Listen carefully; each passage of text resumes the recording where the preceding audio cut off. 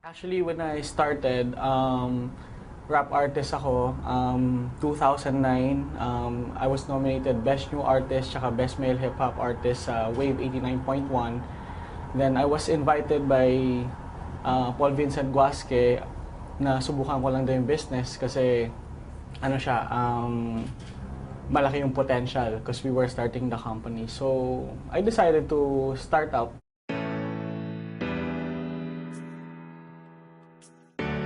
Na akala nila hindi totoo, which is nung nagsimula ako, ganun din yung naiisip ko. Kala ko rin imposible, kala ko hindi totoo.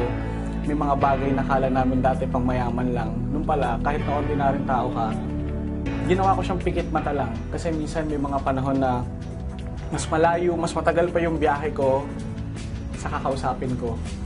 Pero ang maganda nun, at the end of the day, sulit pala yung haba ng biyahe dahil hindi na lang sa kinikita, kung hindi sa mga taong natutulungan namin. Huwag mo silang kaibiganin dahil kumikita ka sa kanila.